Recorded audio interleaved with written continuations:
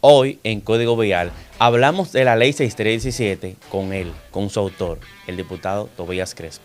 Tu vida corre peligro. Si tienes un Toyota Corolla entre los años 2002 y 2011, las bolsas de aire podrían fallar. Visita deltacomercial.com.do/Takata o escríbenos vía WhatsApp al 849-258-0765. El cambio es gratuito y puede salvar tu vida. Algunas veces yo como que tiré la toalla. Tenemos 7 años de retraso. Me dio pena ver al director del Intran junto al presidente de la República y lo consideré de verdad una burla. También ha sido falta de voluntad política el tema de las sanciones, de las fiscalizaciones, porque Eso, ¿tú crees que un motorista va a pagar 30,000 de multa? en el tema de los vehículos, ¿cómo es que funciona la exoneración de un vehículo principalmente alta gama cuando ingresa al país? Honorable, ¿y ustedes pagan medicamentos? Y le digo, pero nosotros pagamos nuestra comida, nuestro medicamento.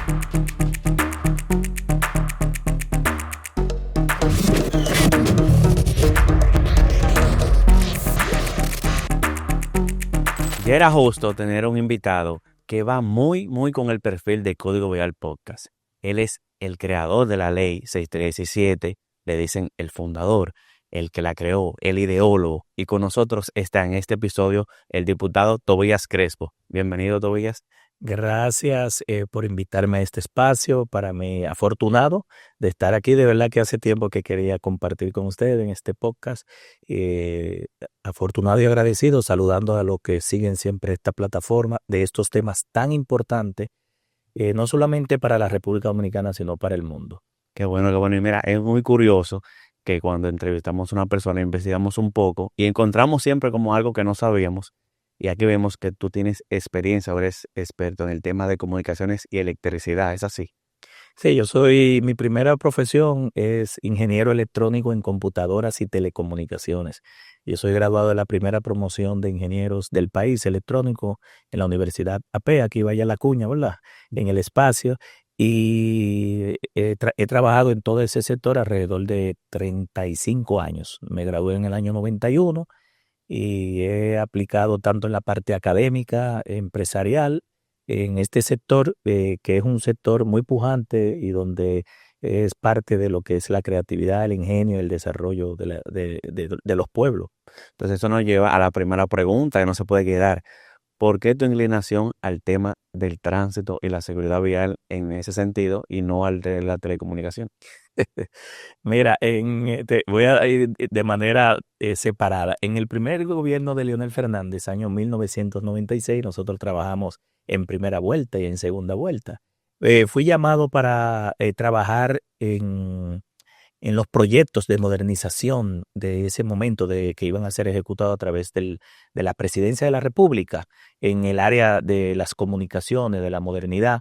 Pero entendí que yo debía seguir en la empresa, una de las principales empresas de telecomunicaciones del país, que duré 13 años, desde el año 1989 hasta el año 2001, y me quedé en el sector privado, terminé siendo alto ejecutivo, luego salgo en el 2001, fundo mi empresa.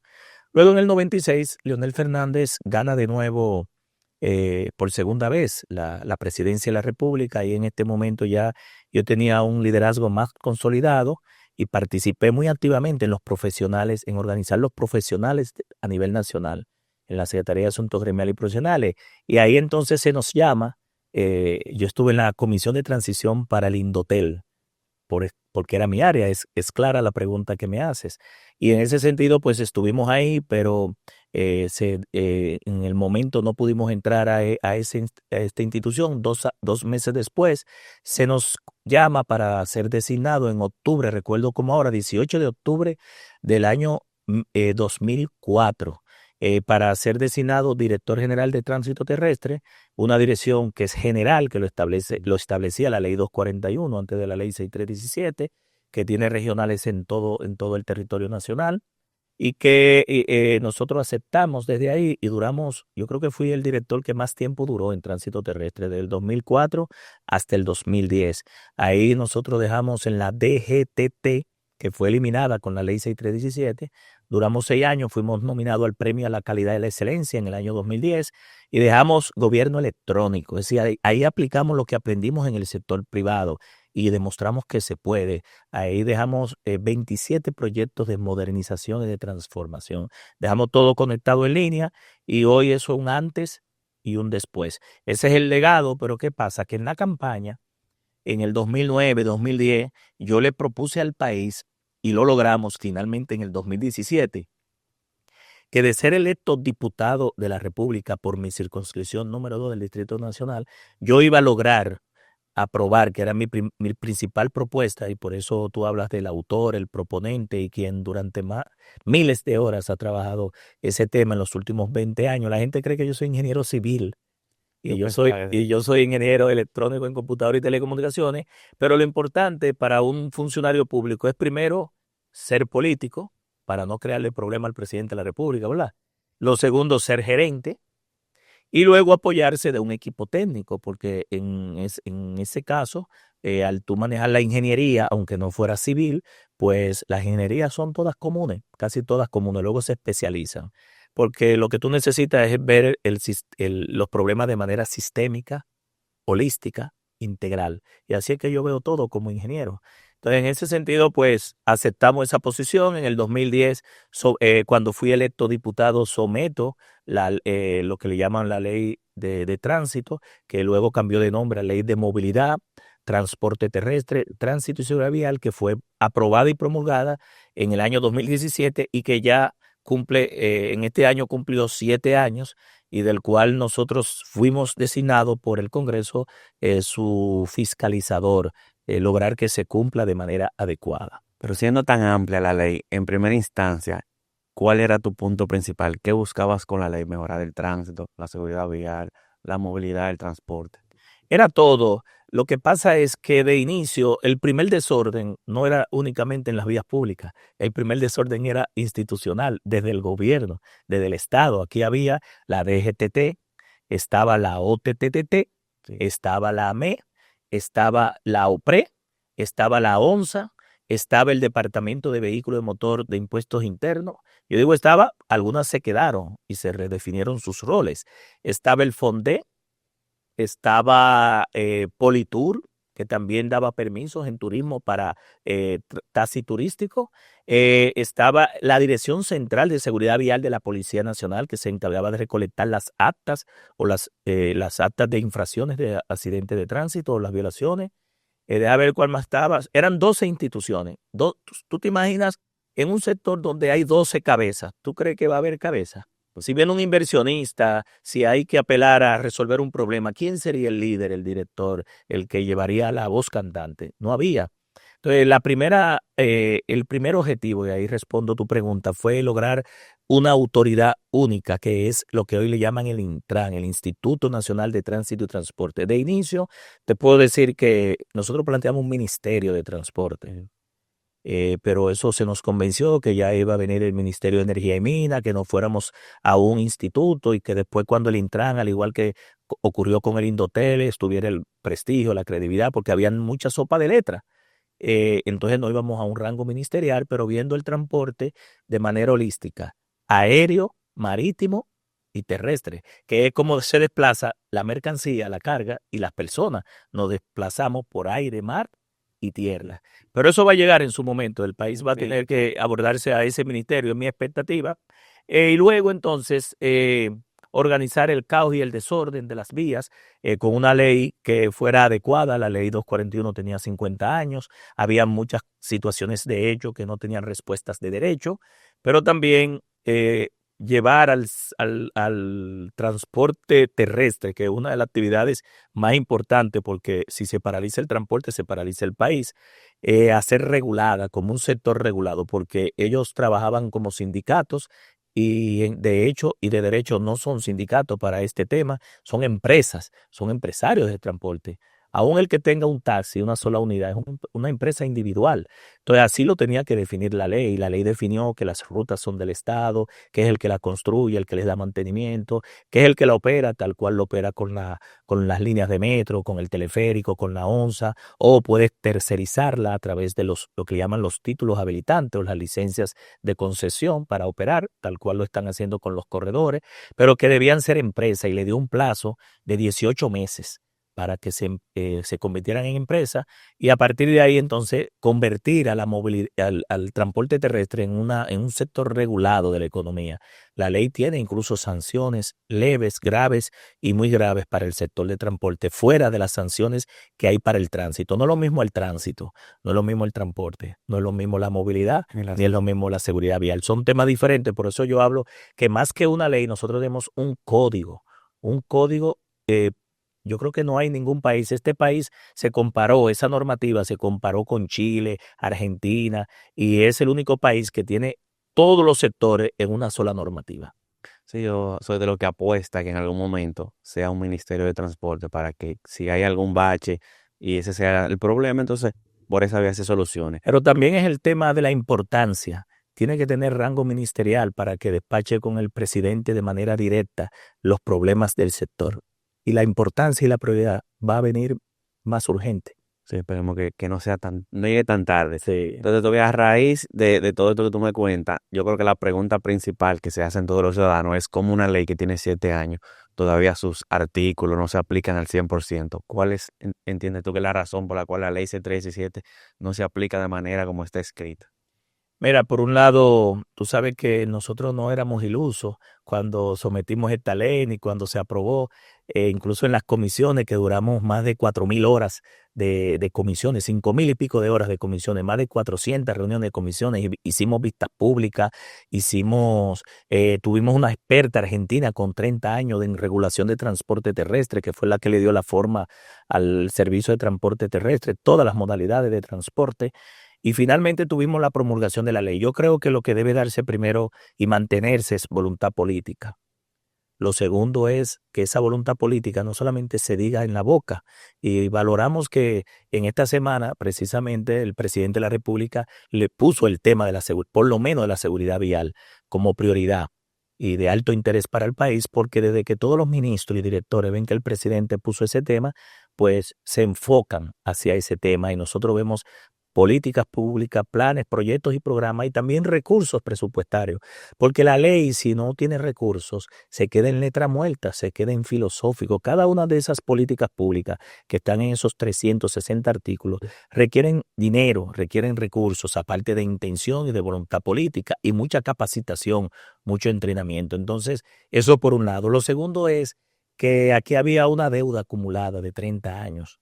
Yo te dije que la ley 241 aprobó en el año 1967 y el mismo año que nosotros promulgamos nuestra ley, la ley de movilidad, transporte, tránsito y vial, y en diciembre iba a cumplir 50.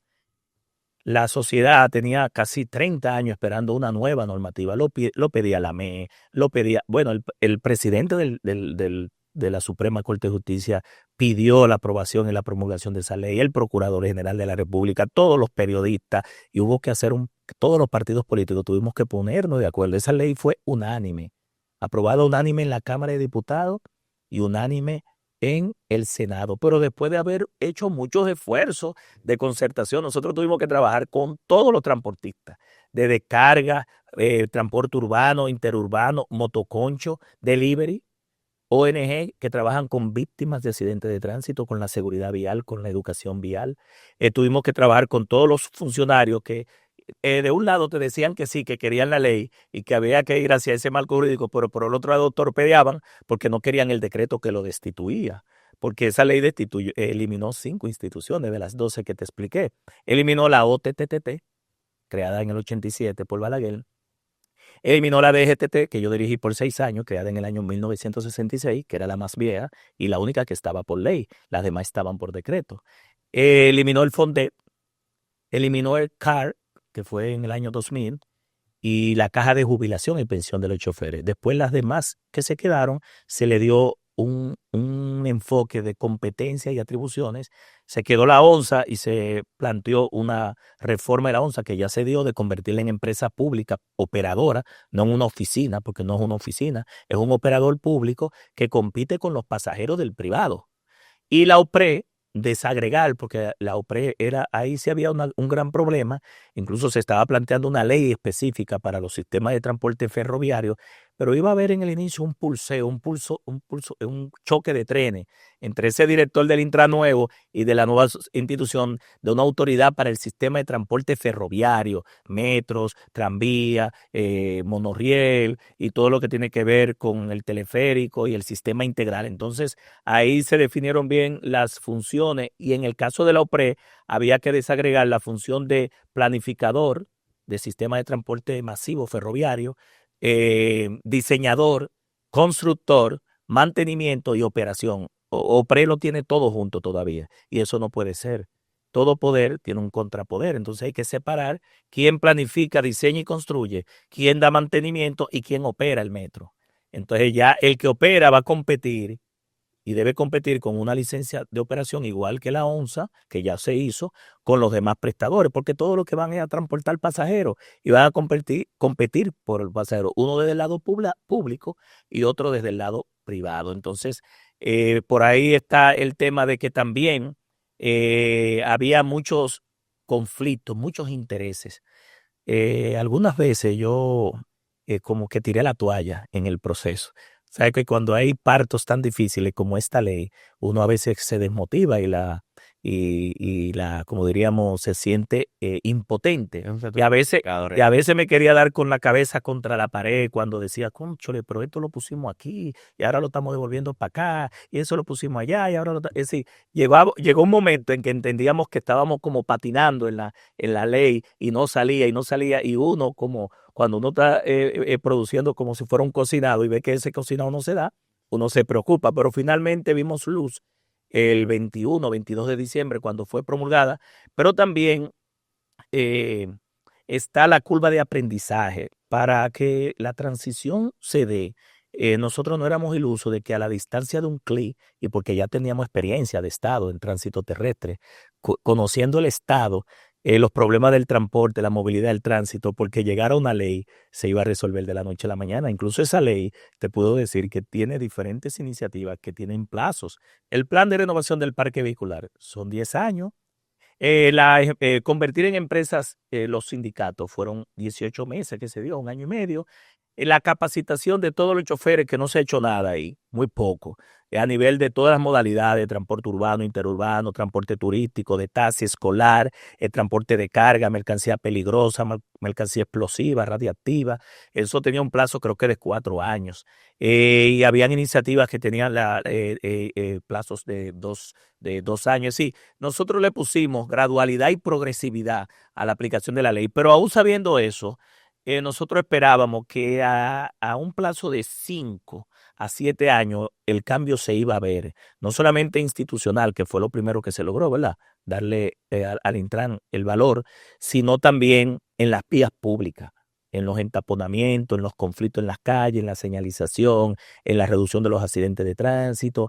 Y lamentablemente creo que eso se va a tener que mover y postergar tal vez en 10 años y 15 años. Muy lamentable porque te dice el nivel de avance de la aplicación de la ley. Si tú me dijeras que de los 360 artículos y 32 reglamentos que mandaba la ley, ¿qué porcentaje se ha logrado aplicar desde ahora? Desde el Intran, la Procuraduría, los ayuntamientos, la DGC y todos los que de manera transversal conectan con este tema.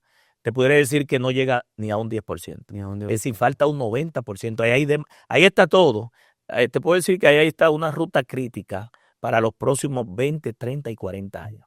Entonces, de ese 10%, tú me corrías si me equivoco, habla también de la transformación del parque vehicular. En ese sentido, ya por lo menos se hizo el tema de los corredores, como tú bien mencionabas, que los que tenían gremios, se convirtieron en empresarios, pero realmente se ha avanzado en el tema de transporte, ya que vemos metro, teleférico, se habla de un tranvía que es solo un diseño, pero en la parte del transporte, ¿qué tanto se ha avanzado la ley? Mira, no se ha avanzado, pero no al nivel que debimos. ¿Y por qué te digo esto? Al 2020, si se hubiese seguido el plan de transporte masivo que inició Leonel Fernández con la OPRE en el 2005, nosotros tuviésemos hoy 4 líneas de metro. Todavía tenemos 2 o una y pico, porque la línea 12 del metro tiene este gobierno 4 años, desde el 9 hasta el Alcarrizo, que no ha podido completarla. Tiene alrededor de 4 años. Pero eso se interrumpió para darle paso a los teleféricos, que yo he dado siempre, aquí no soy político, aquí está hablando el técnico gerente. Yo entiendo que los teleféricos no son una solución para las ciudades de RD. Los teleféricos son una solución donde la población que no tiene otras opciones de bajar, por ejemplo, que la pobreza y la gente está en la montaña, tú con un cable baja a la gente de allá hacia la metrópoli, hacia el centro, porque no hay otras vías más rápidas que bajar por ese cable. Entonces tú tienes ciudades como Venezuela, que tienen muchas montañas, ¿verdad que sí? En Colombia hay ciudades que tienen muchas montañas, pues a esa gente tú la bajas con cable. Pero donde hay vías alternas, por ejemplo, el teleférico de la primera línea del metro, que viene de Sabana Perdida, los tres brazos, hay 7 vías diferentes para llegar al centro de la capital. Pero también hay varios puentes. Con ese dinero yo hubiese construido varios puentes y amplío los carriles de las vías que van al centro. Y te lo digo porque el teleférico lleva de los tres brazos a la 17. Es una ruta alimentadora, pero una ruta alimentadora dedicada nada más. No sé si me entiendes, sí. Sí, sí. Tú te puedes bajar en una de las estaciones a otro punto, pero es de punto a punto, no es punto multipunto.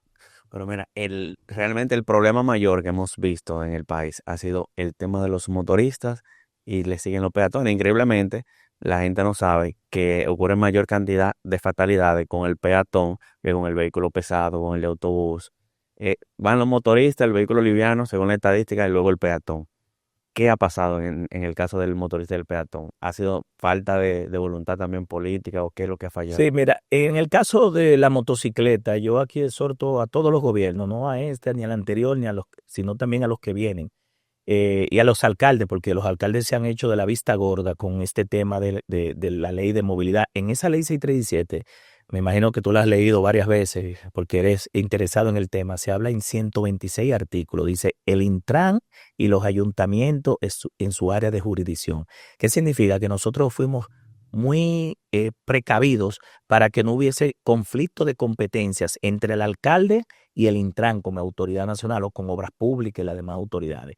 Ahora, el fenómeno de la motocicleta, nosotros en República Dominicana vamos a tener que abordarlo de manera seria y responsable. Cuando hablo del fenómeno de la motocicleta, estoy hablando del motorista, que también le llaman mototaxi, estoy hablando del delivery, estoy hablando del mensajero, estoy hablando de en muchas provincias que las mujeres y los jóvenes salen en la tarde en pasola a divertirse, ¿verdad? A circular por el pueblo y a transportarse. Pero también estoy hablando del conductor individual, que lo único que tiene para desplazarse no es un carro de 4 ruedas o una guagua, un minibús o un microbús, que es un motor. ¿Y por qué lo digo de manera responsable? Porque tú sabes que del 60 al 67% de los accidentes de tránsito está involucrado un vehículo de 2 ruedas, una motocicleta y los usuarios de esa motocicleta.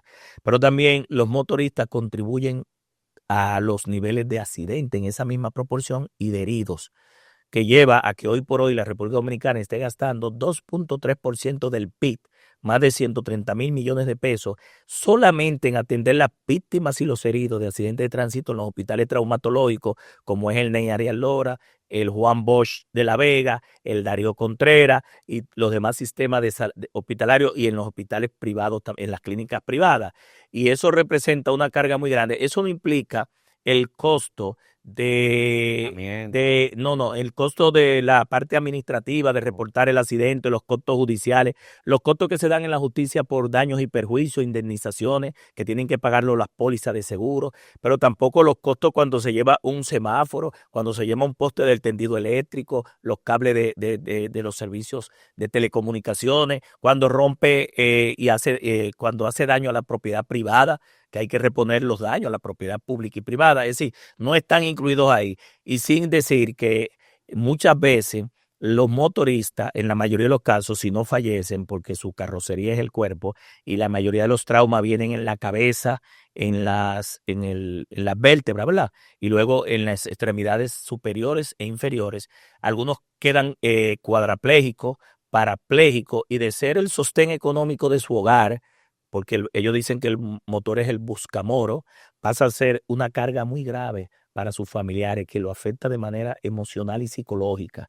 Es decir, una persona que llevaba los ingresos a la casa pasa a estar en una cama ahí postrado y muchas veces sin seguro médico, y los familiares tienen que darle atención. Es un drama que mucha gente no lo sabe, y hay que visitar las unidades de emergencia del NEI Arias Lora, del Río Contreras, del Hospital Juan Bosch, para ver la situación que está provocando los accidentes de tránsito y ese drama que en definitiva hay que abordarlo con responsabilidad. Y si pensamos que no podemos regular a los motoristas porque son por el costo político, porque son un voto, cuando se mueren estamos perdiendo un voto.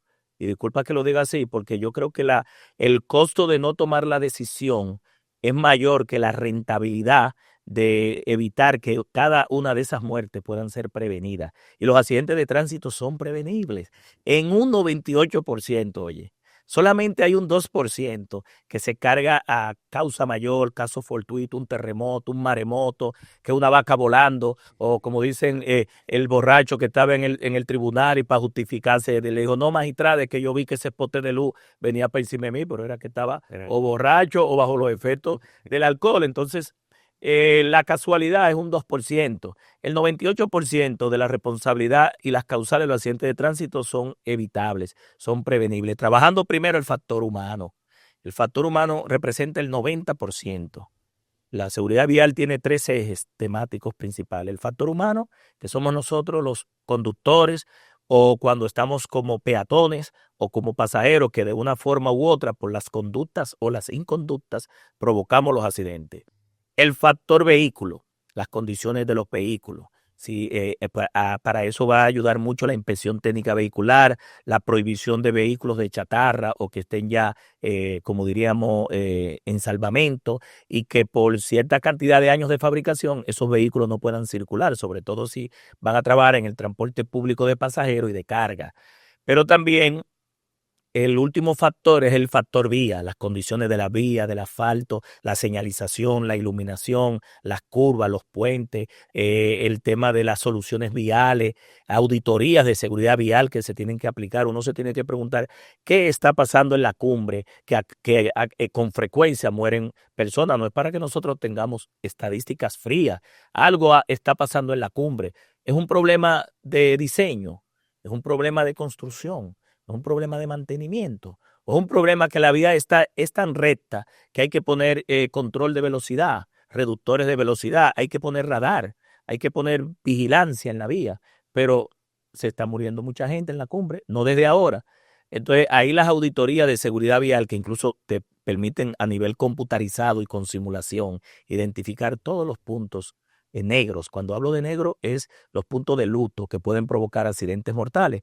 Por esos puntos negros no es para que nosotros lo exhibamos todos los años como el primer país en el mundo con más accidentes de tránsito. No, es para tomar medidas y acción, y para decir que cuáles planes, acciones y proyectos vamos a estar focalizados para que esos puntos de negro se conviertan a grises, porque tampoco es de la noche a la mañana, y de grises se conviertan a puntos blancos de paz y no de luto. Entonces nosotros debemos privilegiar mucho, sobre todo el factor humano. ¿Y por qué te digo el factor humano? Porque aunque el factor vía tiene un 4% y el factor vehículo el otro 4%, el 90% somos nosotros, el factor humano. Y ahí hay que trabajar mucho, porque si el vehículo está en mal estado, soy yo que debo darme cuenta. Ahí se convierte en factor Como humano. quiera, pasa a ser responsabilidad del factor humano. Es decir, el 98% pasa a ser del factor humano. Si yo sé que la vía está oscura, que hay una curva fuerte, si yo sé que ahí hay cruces de animales con conocimientos previos, yo debo estar precavido. Entonces ahí lo importante es que el factor humano primero detecte el riesgo. Pero de nada sirve detectar el riesgo. Por ejemplo, yo estoy detrás de una patana que sé que está tirando piedras para atrás y me quedo detrás de la patana. Esa patana me va a llevar más adelante ¿a qué? A provocar un accidente. Entonces, una vez identificado el riesgo, actuar en consecuencia para evitar el accidente, porque ¿de qué me sirve ver que la patana está tirando piedra hacia atrás? Yo me quedo ahí, me puede romper el vidrio y yo manipular.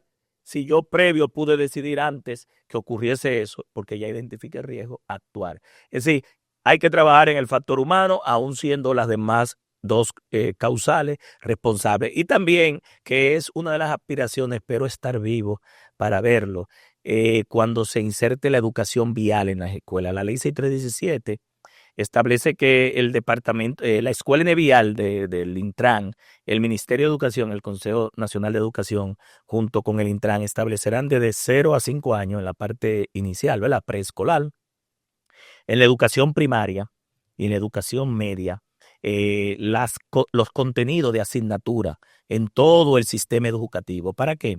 Para que nosotros tengamos en una generación, o por lo menos una generación y media, porque hay que esperar este grupo que no recibió en las escuelas educación vial y el grupo que viene, eh, nuevos ciudadanos, como nuevos pasajeros, nuevos peatones y nuevos conductores. Pero eso nuevo, ¿qué será? Una nueva cultura ciudadana, porque la mayoría de nuestros padres no lo educaron a nivel de vial en las escuelas. Ahora hay muchos colegios, escuelas que están implementando, ojalá sea en todo el sistema educativo como asignatura obligatoria, y que el joven que salga de bachillerato ya de su promoción salga con los conocimientos teóricos para el carnet de aprendizaje, pero eso debe dárselo todo el sistema.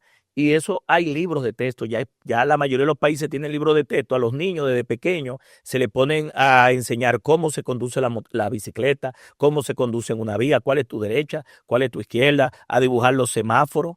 Incluso hay parques viales para que los niños aprendan las señales. Entonces, yo creo que ese sería la principal aspiración mía como autor de esa ley, cuando ya yo vea que en todo el sistema educativo la República Dominicana esté apostando a la educación vial en todo el sistema, porque incluso los que salen de los politécnicos, la licencia de conducir se convierte en una herramienta de trabajo, porque van a montar un salón, van a montar un taller, van a montar un emprendimiento que van a requerir Uber, Delivery, y van a usar la licencia, y van a necesitar desplazarse y movilizarse, ya sea personas o mercancías o ideas y servicios.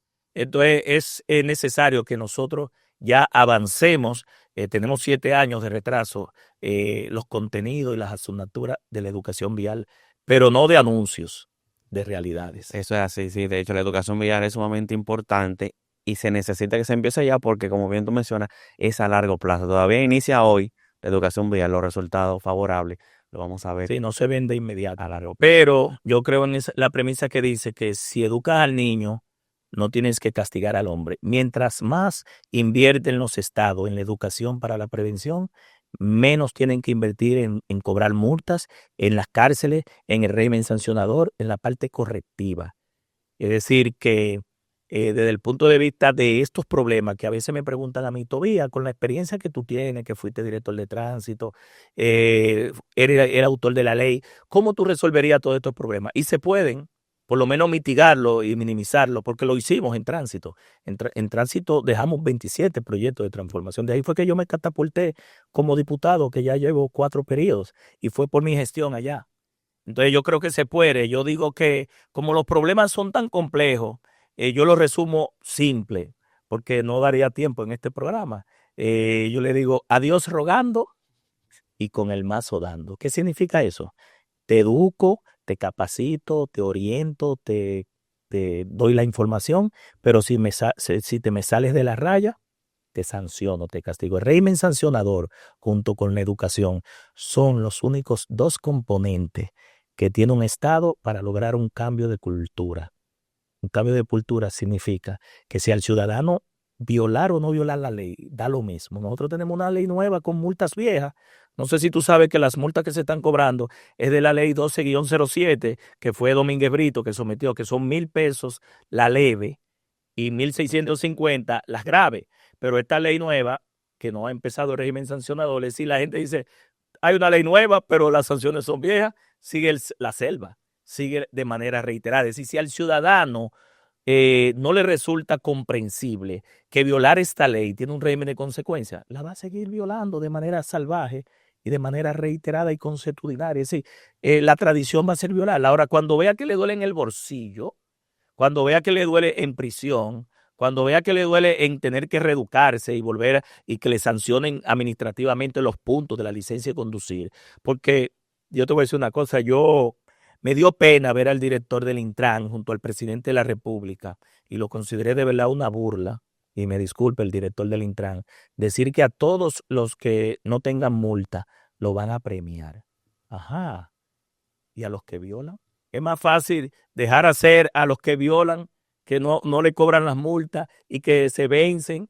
Entonces yo creo, el sistema de conducir por punto tiene un premio para el que no tiene multa y tiene una sanción para el que viola. Entonces, los que van a cambiar de comportamiento no son los que estamos cumpliendo. Lo que debe especializarse el Estado es aplicar el régimen sancionador para que los violadores paguen. ¿O cómo tú me estás premiando al que yo estoy obligado a cumplir la ley? Cuando a mí me entregan la licencia de conducir, incluso el sistema de conducir por puntos es un pacto social entre el conductor o el aspirante a conductor, cuando es un carnet de aprendizaje, y el Estado que le da una licencia para que él se comprometa primero a respetar los derechos del otro, a respetar la ley y sobre todo a respetar vida. Y si ese conductor no hace eso, lo que hay es que sancionarlo. Pero cumplir la ley es una responsabilidad nuestra. Entonces yo creo que eso recibió muchos aplausos, pero creo que es burlarse de la inteligencia de la gente, pero también burlarse, relajar la ley, porque yo creo firmemente, y eso es en todo, eso es demostrable, psicológica, social y a nivel real, que la educación para la prevención y el régimen sancionador son los que llevan a que nosotros nos comportemos diferente en la vía pública. Totalmente de acuerdo. Creo que ese de los artículos de la parte de la ley más clara y que puede ser a corto plazo que hará el resultado más favorable. Entonces, en ese sentido, todavía que esa pregunta venía obligada, también ha sido falta de voluntad política el tema de las sanciones, de las fiscalizaciones, porque no depende únicamente de una institución. Aquí entraría DGC, Procuraduría y otras instituciones. Es lo mismo aquí el tema de, o es tan difícil implementar una fiscalización efectiva. Mira, la ley, el régimen sancionador de la ley todavía no ha entrado. Cuando digo todavía no ha entrado, porque se siguen cobrando las multas anteriores, no ha entrado las nuevas multas, pero eso porque tiene un costo político para el gobierno. Estamos hablando que si tú entras a la nueva ley, son 10,000 el salario mínimo. Es decir, las multas de la ley 637 están tipificadas, clasificadas en tres. Leves, de 1 a 3 salarios mínimo. ¿Qué implica eso? 10,000 a 30,000 pesos. ¿Tú crees que un motorista va a pagar 30,000 de multa? ¿O 10,000? Pregunto. No, eso debe el del motor. Ok, pero las graves son de 1 a 5 salarios mínimos. Estamos hablando de 10,000 a 50,000. Y las muy graves, de 1 a 7, de 10,000 a 70,000. ¿Qué es lo que tiene que hacer el Estado? Y aquí yo sometí un proyecto de ley para adecuar, porque el régimen sancionador tiene que cumplir dos premisas básicas, o dos principios del derecho, que el régimen sancionador debe ser racional.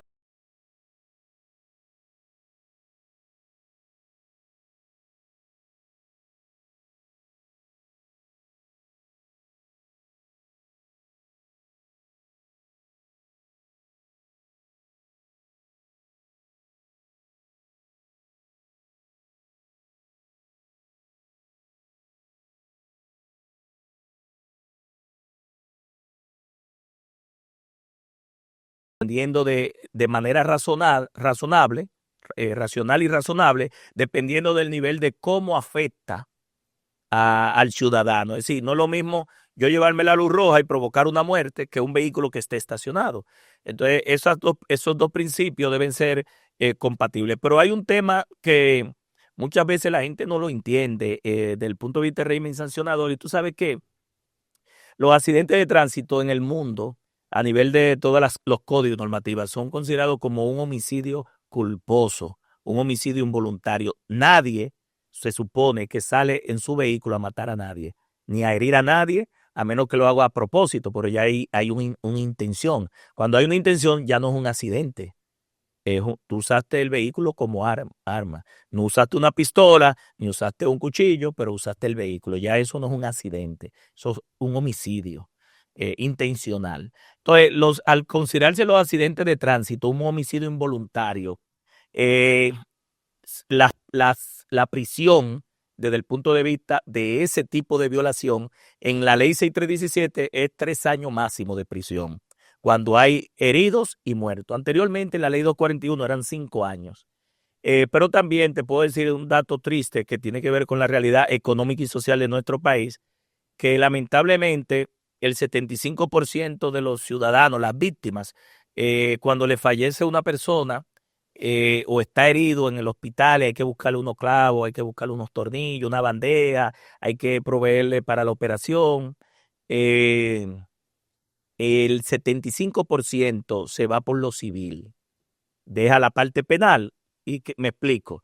Lo penal en los códigos nuestros deja lo civil en estado de fallo. ¿Qué significa? Que para yo apelar a daños y perjuicios, a que la póliza del seguro le pague daños a terceros, yo tengo que esperar que lo penal, que puede durar 5 años, 3, 5, 7 años, se termine para meter a una persona preso y después irme por lo civil. Pero ¿qué pasa? El muerto ya está muerto. Se enterró, se le lloró, lamentablemente. El herido está ahí en un hospital postrado y hay que buscar dinero. Entonces lo económico mueve a las víctimas a dejar la prisión. Y eso no lo digo yo, esos son los datos que muestra la Procuraduría General de la República, porque si te vas por lo penal, tienes que esperar que termine lo penal para iniciar acciones civiles. Eso es lo que le llaman el derecho a opción, no está. Si tú elegiste una vía en la parte penal, no puedes elegir la otra. Entonces, ¿eso qué hace? Retrasar mucho y provoca que incluso se den acuerdos con los afectados, la víctima, para el tema de la salud y de los costos funerales de sus familiares. Este tema del trans de la seguridad es realmente muy amplio y aunque te cambie levemente el tema, creo que estás obligado a volver porque es demasiado amplio el tema de la No seguridad lo vial. cubrimos todo. No lo cubrimos. No va a dar ni un mes. Bueno, no va a dar. Estamos hablando de 360 artículos, 32 reglamentos y 20 años de experiencia en esto, donde esto motiva mucho, porque es que nosotros lo vivimos de manera cotidiana, lo sufrimos, porque los problemas del tránsito nos afectan no solamente a nivel económico y social y de salud, sino emocional, Sí. psicológico. Entonces te quería preguntar, es un tema que está actualmente en el tapete, para que nos explique cómo funciona. Se ha criticado bastante, ya hablándote como diputado, el tema de las exoneraciones en el tema de los vehículos. ¿Cómo es que funciona la exoneración de un vehículo, principalmente alta gama, cuando ingresa al país? Bueno, las exoneraciones de los vehículos está en una ley, eso no es ilegal, y la ley te establece que cada 2 años el diputado tiene la facultad de aplicar exoneración total y no importa el monto, no tiene tope, un vehículo para traerlo para su uso. Y en ese sentido establece la ley que una vez pasado ese plazo de 5 años, tú puedes transferirlo a otro. Generalmente cuando se transfiere, porque yo recuerdo que lo hice en el 2010, compré un vehículo y cuando fui, como yo le apliqué la exoneración, cuando se lo vendía a un tercero, tuve que pagar una parte de los impuestos dejado de pagar porque yo no podía transferirle la exoneración al tercero porque la exoneración era para el diputado. Entonces, ese es el mecanismo que se utiliza en la exoneración. Tú puedes aplicarlo directamente, si lo trae un concesionario, yo lo apliqué directamente hacia el concesionario y el concesionario te baja todos los impuestos y puedes hacerlo también trayendo el vehículo tú, comprándolo fuera y cuando llegue aquí a aduana, impuestos internos, también aplicarlo. Aplica para la primera placa, para los aranceles, para los impuestos de ITEVI, todo todos los impuestos está exento. Los impuestos, no los servicios. Cuando le digo esto, porque por ejemplo el diputado tiene que pagar placa, cada año tiene que pagar la revista cuando se ejecute cada año, tiene que pagar la póliza del seguro. Lo digo de manera en chanza porque estaba una vez en una farmacia al lado de un colega y llegó una persona y vio que el diputado estaba sacando su cartera para pagar y le dijo al colega mío, honorable, ¿y ustedes pagan medicamentos? Y le dijo, pero nosotros pagamos nuestra comida, nuestros medicamentos, nosotros no pagamos todo el colegio, porque la gente cree que a nosotros nos pagan Eso todo. te dan todo. E incluso con la misma exoneración, nosotros estamos exonerados del impuesto, pero nosotros tenemos que buscar el dinero y financiar el vehículo para comprarlo. Es decir, no es que nos compran un vehículo, que es una de las opciones que se ha planteado de que la Cámara mejor le facilite un vehículo al diputado cómodo por 4 años o que lo financie, como por ejemplo yo trabajé en una de las principales empresas de telecomunicaciones, cuando me hicieron gerente, a mí me financiaron un vehículo a los 5 años, yo lo usaba como gerente, pero a los 5.º años era mío, pero ya al 5.º año ya estaba pago y lo pagué yo. La empresa me daba creo que un bono de la mitad realmente era muy bueno porque te daba el bono de la mitad y la otra mitad lo pagabas tú a los 5 años. Entonces hablemos ahora de Tobías, la persona. ¿Cuál es el vehículo favorito de Tobías? El normal, el normalito. Y si tuviese un vehículo de alta gama, ¿cuál sería ese vehículo? Yo no soy de alta gama, eh, pero mi primer vehículo fue un Honda Civic en el año 92. El mío Bueno, también. Pero un buen vehículo.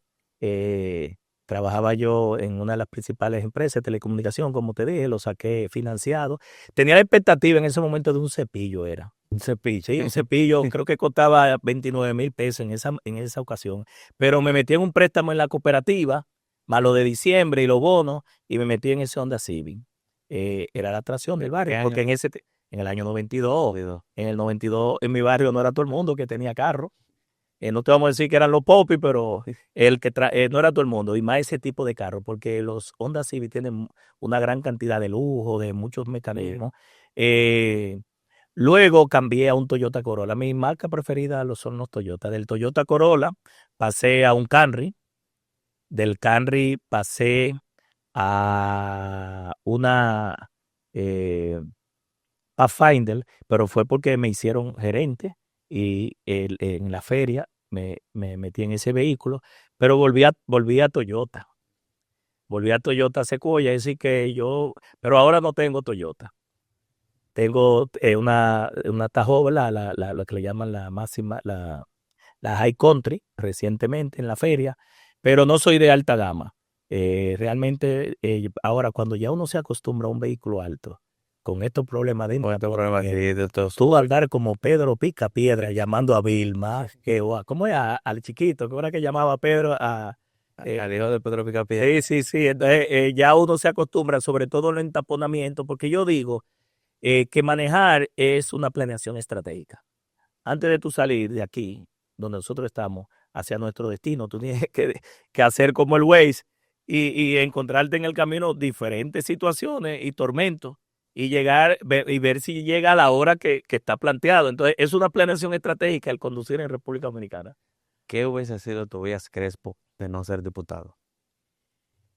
Yo no aspiraba a ser diputado. Mis hermanos en el año 2009, en una reunión así, tomando trago de familia y con otros amigos, me dijeron que yo tenía un buen perfil, que la gente me veía con muy buen agrado y que posiblemente a nivel político, pues nunca había aspirado a una posición electiva así, aunque ya había en el partido, yo era alto dirigente, y entonces plantearon que yo debía presentar una candidatura a diputado en el 2009. Habían algunos que me decían, mira, cuando yo voy a tránsito terrestre, el Tobías que yo encuentro allá, servicial, que te sientas, se bebe un café contigo y te atiende y hasta que tú no te lleves la licencia o la revista, no está tranquilo y te da seguimiento y hasta te llama y le resuelve a la gente. Ese es el Tobías que nosotros queremos ver en la política, porque la coordinadora de este espacio me decía que yo tenía una percepción diferente nuestra. Y él me dijo, nosotros queremos ver en la calle ese Tobías que lo vemos con cara dura porque trabajó en el sector privado, es académico y como difícil de entrar. Vamos a ver cómo te quitamos eso y te tiramos para los barrios, porque yo quiero ver ese Tobías que la gente veía en tránsito en la calle. Y entonces asumí el reto, me quité la chaqueta, me quité la corbata, agarré el jean, el tenis y el poloché y me tiré para la calle. La primera encuesta que hicimos, ya la gente me veía, el 40% de una muestra de 800, me veía diputado.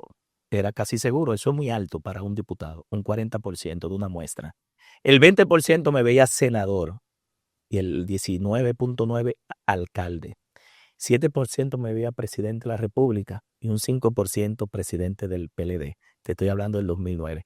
Y eso sorprendió tanto a la firma encuestadora de mucho prestigio, que cuando la vio me dijo, no he visto una persona que se presente por vez primera con estos números.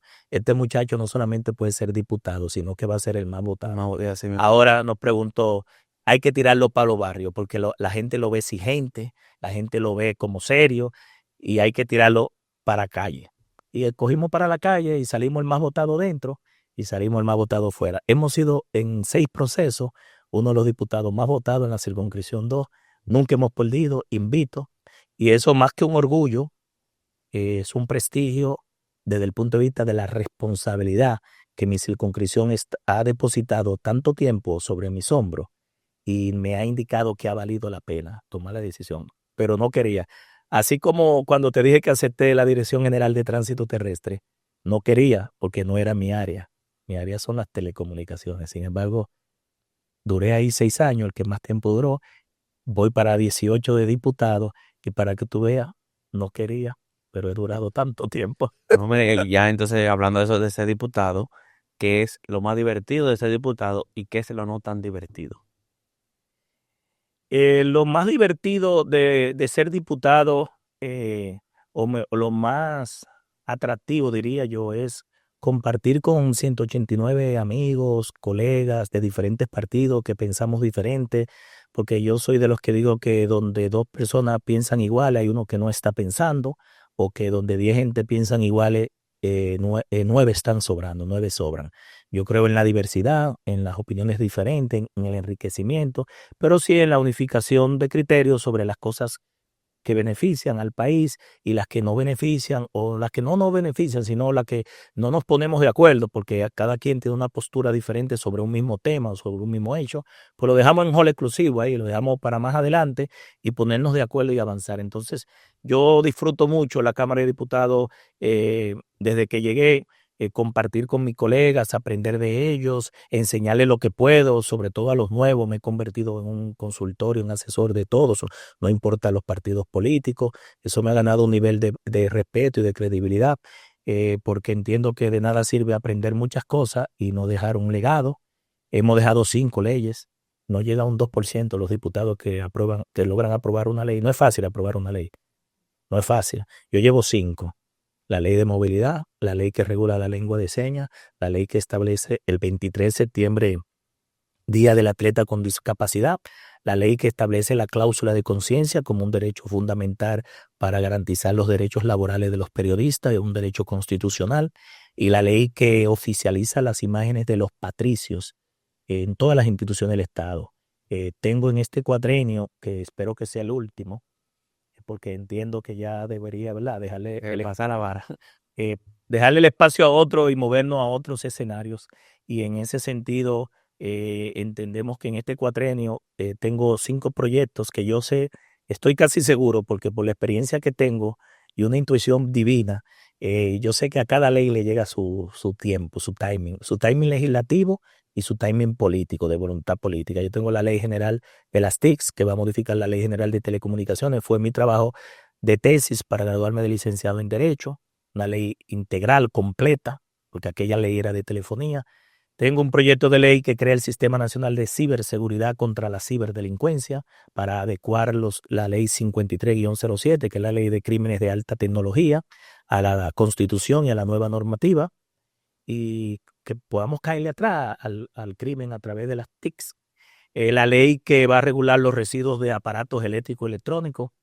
Estoy trabajando y lo voy a presentar en el mes de febrero. Tengo un tiempo muy, muy precioso, trabajando fines de semana y días de fiesta. La ley que va a regular los sistemas y las aplicaciones de inteligencia artificial, una ley muy avanzada, muy moderna. Y también estoy trabajando una ley que tiene que ver mucho con los municipios, que va a regular la ciudadanía digital y lo que le llaman los Smart City, los municipios inteligentes, cómo el uso de las TICs pueden ser utilizados para mejorar los servicios y todo lo que se da en la municipalidad. Bueno, ahí está para lo que dicen que en la Cámara de Diputados no se trabaja. Ahí tienen algunas de las cosas que está haciendo Tobías Crego.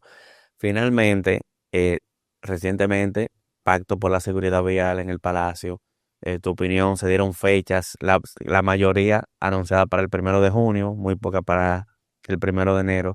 ¿Qué piensas tú de este pacto? ¿Realmente se podría dejar algo diferente? Mira, en primer lugar, como autor de esa ley, lo primero que quiero resaltar que por vez primera yo había estado pidiendo al presidente de la República que hablara de la seguridad vial. Presidente, perdimos 51 meses del 2020 hacia acá. Cuando el primer mandatario de la nación habla de un tema, los ministros, los directores le caen atrás el tema y se prioriza en la agenda. Se aplican recursos y los resultados se ven. Felicito al presidente que aunque tarde haya hablado de la seguridad vial y haya lanzado este pacto que fue el mismo pacto que se dio político más amplio en el 2017 para promulgar la ley. Esa ley no se promulgó así por así, hubo un consenso político. Y te digo que a mí me asignaron fiscalizador de esa ley. Valorarlo es bueno porque todo lo que contribuya a sacarle víctimas y heridos y costos en la República Dominicana es saludable. Lo felicitamos por esa vía. Por eso te digo, un poco tarde, pero lo que vi ahí no me gustó porque era más circo, incluso te dije ahorita que vi un poco medio de vedetismo, ¿verdad? Del director del Intran, y la participación de los demás funcionarios me dio a entender que no se han leído la ley, que no han entendido. Por ejemplo, Farideh Raful habló de que se va a modificar la ley de 6317 para que las multas no periman. Debo decirle a mi ex colega diputada, ex senadora y hoy flamante ministra, que ella es abogada, no tengo que decírselo, que no es la ley 6317 que hace perimir las multas contravencionales de tránsito, las infracciones. Es el Código Procesal Penal, mi estimada, en el artículo 439. Entonces, no vayan a modificar la ley si ustedes no la han aplicado. Por favor, aplíquenla primero.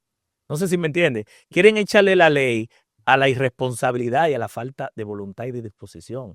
La vamos a recibir, pero van a recibir de nosotros el 90% de por qué no se ha aplicado las demás articulados. Entonces, eso en el caso de la ministra, que eso es un desconocimiento o una pifia o no sé qué, pero vaya la aclaración. Lo otro, cuando el director de la DGC dijo que ellos no podían fiscalizar a las motocicletas porque tenían que agarrarlo infragante. ¡Wow! Eso fue un balde de agua, de hielo para mí. ¿Y cómo va a ser que el que tiene en su cargo la responsabilidad y la autoridad investido por la ley me va a decir que los motoristas que se van en rojo, los motoristas que te ocupan en el paso de cebra, el paso de peatón, la línea de stop, el motorista que viene en vía contraria, ¿usted quiere más infragante que eso? ¿O tenemos que ponerle cámaras a todo? Vamos a tener que ponerle cámaras, sí. Los motoristas en intersecciones se van ante la mirada de la DGC y la DGC no está para sustituir un semáforo. Esos agentes de la DGC que le estaba pidiendo más recursos y más agentes deben estar antes de la línea de stop para que los motoristas ni ningún vehículo tapen el paso de cebra y que los peatones puedan circular ahí, o después del semáforo, para que los que se vayan en luz roja ser sancionados, pero no debajo del semáforo. Este es el único país del mundo que tiene la aberración de un agente debajo del semáforo. Entonces, desinstalemos los semáforos, quitemos los semáforos y dejemos los policías. Porque invertir tanta millonada y hasta en sistemas inteligentes de control de tráfico con inteligencia artificial y drones y minería de datos, para yo tener un agente de la DGC que me viole, que me rompa la inteligencia, que me rompa el sincronismo, que me rompa la sincronización. No sé si me entiende. Que la gente solamente se va a necesitar en el cruce cuando hay un accidente, cuando hay que intervenir, cuando el cruce se tranca o cuando hay que darle paso a una ambulancia, a un carro fúnebre, a un vehículo de bomberos. En situaciones así se entiende que una gente entre. Porque te digo una cosa, cuando un niño que le dicen en la escuela que el rojo es para parar, el verde es para seguir y el amarillo es precaución, el agente de la DGC te hace pasar en rojo, el niño te va a decir, papi, pero tú te estás yendo en rojo, pero no es el niño, no es el papá que se quiere ir en rojo, es la autoridad que le está diciendo al niño que todo lo que le están enseñando en la escuela no sirve. Entonces nosotros hasta estamos desmontando los códigos de conducta que le estamos enseñando a nuestros niños, porque los niños que nos dicen a nosotros, papi, ponte el cinturón, papi, te fuiste en rojo, a ellos le están dando más educación vial que a nosotros. Eso es así. A mí me gusta ver ese agente de DGC en punto crítico, en carretera, que cuando tú ves un agente de DGC, tú reduces la velocidad, pero estoy viendo mucha gente de DGC en recta, no en punto crítico propenso a accidentes antes para bajar la velocidad, sino en lugares donde quizá para tapar la infraestructura tú alcanzas velocidad sin quererlo, aparentemente con el fin de únicamente de poner la sanción. Así que vi también, creo que una pifia también del director del SNS, que dijo que ellos no tienen estadística, que no. Oye, donde llegan los heridos y los muertos, ¿a dónde? Es a los hospitales. Si el director del Servicio Nacional de Salud no tiene las estadísticas del sistema público ni el sistema privado, no está haciendo su trabajo, ni lo tiene como prioridad los accidentes de tránsito. Porque después de ahí, eso va a salud pública. que no tiene que ver con él, porque es un ministro y el otro un director ejecutivo, y yo trabajé en esa ley, porque está la Dirección Nacional de Epidemiología. La Dirección Nacional de Epidemiología es la dirección que registra todos los fallecidos del país, todos los fallecidos de la República, no solamente por accidentes, por cualquier problema cardiovascular, cualquier problema respiratorio, cualquier fallecimiento se registra ahí. Es decir, que el Estado tiene hace mucho tiempo toda la información de cuántas personas mueren en accidentes de tránsito. Oye, siempre un gusto charlar contigo estos temas tan interesantes. Entonces, ¿algún mensaje final para ese público de Código Vial que te está en este momento viendo por esta cámara? Bueno, a los seguidores de esto, que aprovechemos este pacto que firmó el Estado, el gobierno, aunque tardío, ¿verdad? Porque yo soy de los que entiendo que cada uno de nosotros somos parte del problema y cada uno de nosotros, al ser parte del problema, debemos ser parte de la solución. Muchas veces le echamos la culpa al motoconchista, al delivery, al mensajero, al camionero, al guagüero, y el problema a veces soy yo. Y entonces, no, que le pedimos educación a los demás, educación vial, y que los motoristas tienen bajo nivel económico y bajo nivel educativo. Pero yo he visto gente con maestría y doctorado violando la ley, y que yo soy fiscal, y que yo soy diputado, y que yo soy senador, y que yo soy ministro. No sé si me entiende. Entonces, o respetamos todo o respetamos todo. Entonces, yo creo que este es un buen momento para que ese anuncio, que yo espero que no se convierta en uno más de los anuncios del gobierno, y aquí les exhorto a ustedes, los medios de comunicación, y te felicito que yo soy seguidor de esta plataforma y de todo lo que ustedes hacen, porque mientras más personas nos dediquemos a la educación vial, cada muerte que nosotros le saquemos y cada herido, estamos aportando grandiosamente al país. Entonces, ustedes, los medios de comunicación, pueden ser un vehículo muy importante para la información, la divulgación, la concientización. Incluso hay países que ya tienen asociaciones de periodistas, de comunicadores para la seguridad vial. E informan de incidentes, informan de derrumbe, informan de diferentes situaciones, de los puntos críticos, de los entaponamientos. Yo creo que ustedes tienen sobre sus hombros no una responsabilidad, pero aparte de esa responsabilidad, un deber cívico y social de aportar al país. Gracias, Toboya. Es así. El problema es de todos y todos debemos aportar a la solución. Nosotros somos Código Vial, donde las calles hablan y nosotros escuchamos.